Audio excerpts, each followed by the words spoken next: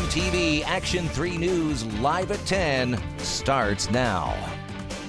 Those women did exactly what they were supposed to do. They fought back, they were loud, they got attention, and it scared them off.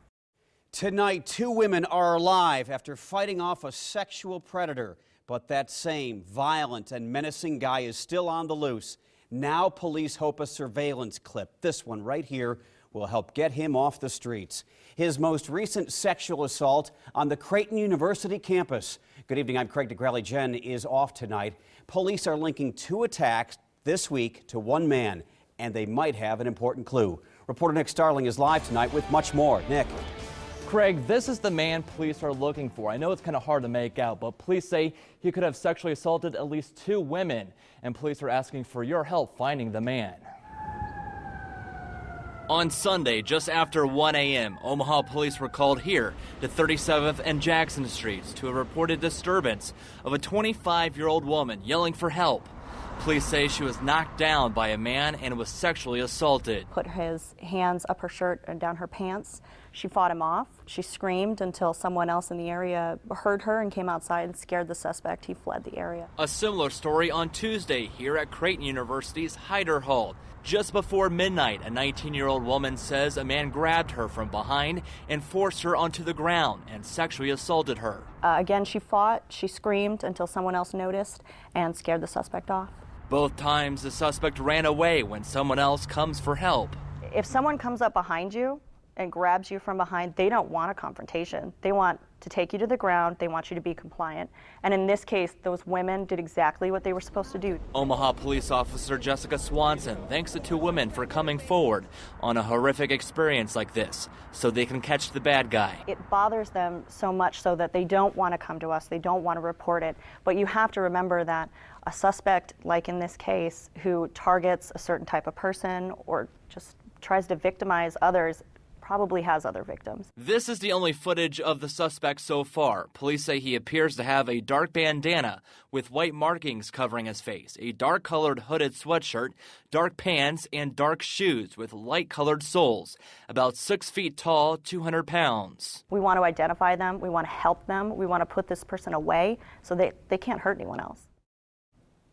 If you know who this person may be or have any tips, you're urged to call Crime Stoppers at 402-444-STOP or the Special Victims Unit at 402-444-5636. You may be eligible for a $1,000 reward. Reporting live in studio tonight, Nick Starling, KMTV Action 3 News.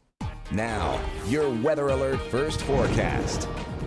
Good evening, everyone. I'm meteorologist Jim Flowers. A freeze warning continues in effect across the area from 1 a.m. through 9 a.m. as temperatures drop below the freezing mark. Let's check the latest temperatures in our area neighborhoods. Readings out to the west now are in the 30s. Head out toward Prairie View, Elkhorn, Weston Hills, down to Lakeshore. Readings there, 39 degrees, 39 in the Field Club neighborhood. Expanding the view a little bit, mostly 30s with a few 40s hanging along the Missouri River from Plattsmouth through Nebraska City and then down toward Fall City. Coming up, we do have some thunder showers in the weekend forecast. I will tell you when and who will be impacted by those coming up. Justified. That's what Douglas County Attorney Don Klein has told Omaha police about Thursday's shooting by a cop who killed a suspect at 31st and L. The Omaha gang unit spotted a guy in a car wanted for a gun violation in the Saul's parking lot in South Omaha. 44-year-old Lance McIntyre refused to get out.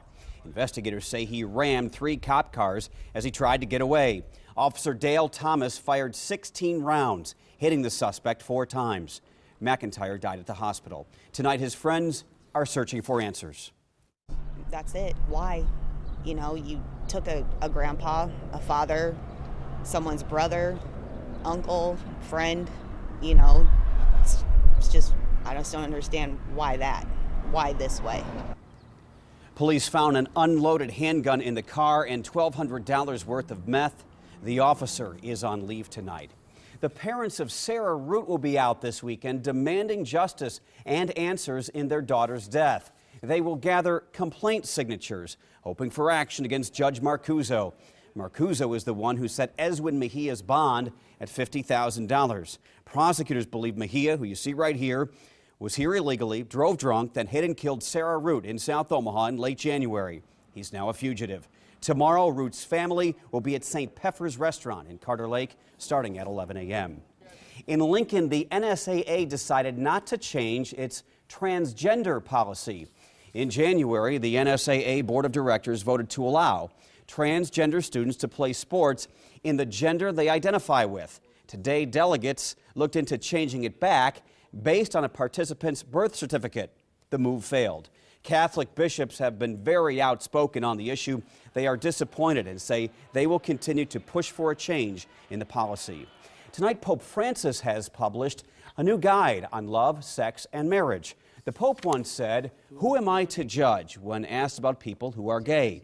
Today, he said there are no grounds for considering homosexual unions.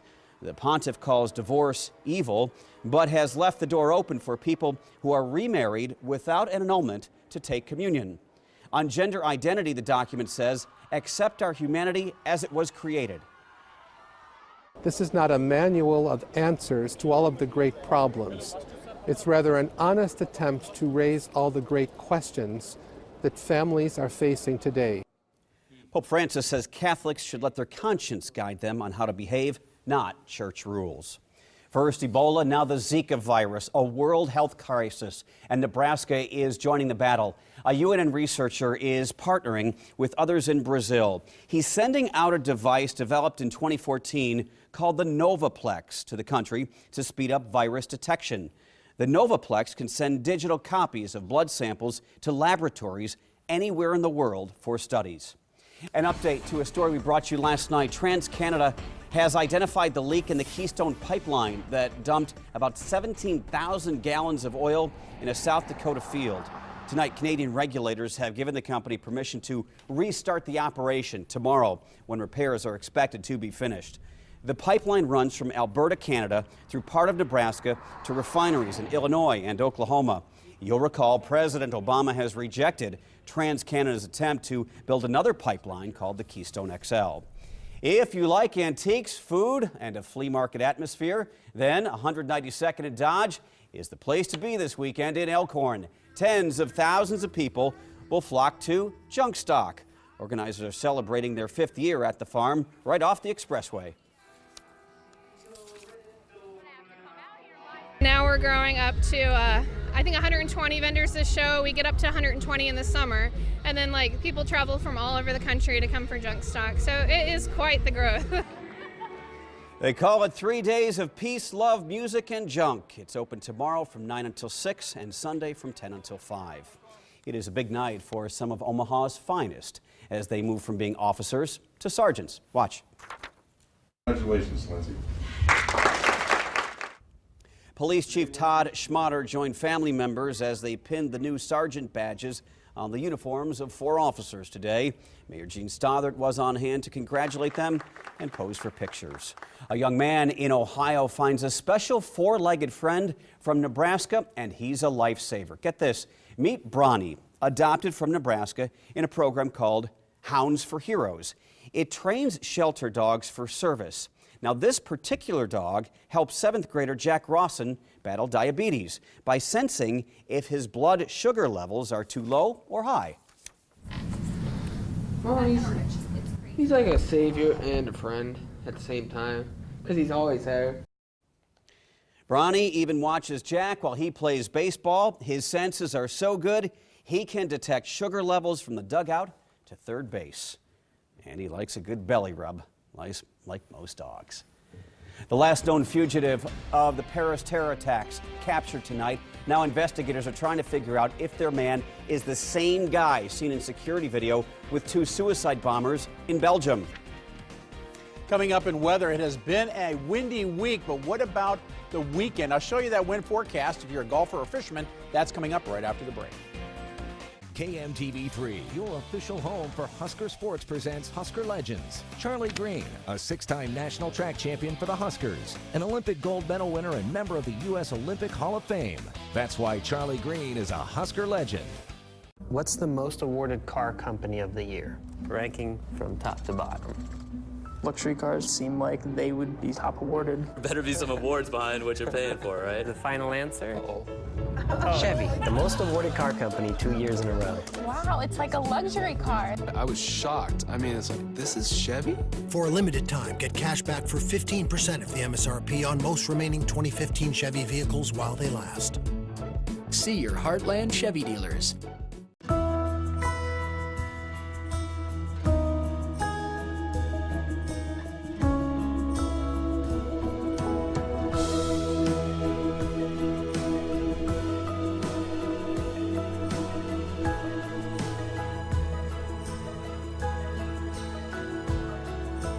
Right now, get 2 large original or flatbread single topping pizzas for only $20. Casey's, famous for pizza. Don't let dust and allergies get between you and life's beautiful moments. With Flonase Allergy Relief, they won't. When we breathe in allergens, our bodies react by overproducing 6 key inflammatory substances that cause our symptoms. Most allergy pills only control 1 substance. Flonase controls 6, and 6 is greater than 1. Flonase outperforms the #1 non-drowsy allergy pill, so you can seize those moments wherever you find them. Flonase 6 is greater than 1 changes everything. The Omaha Morning Blend with Mary Nelson and Mike DiGiacomo. Weekday mornings at 9.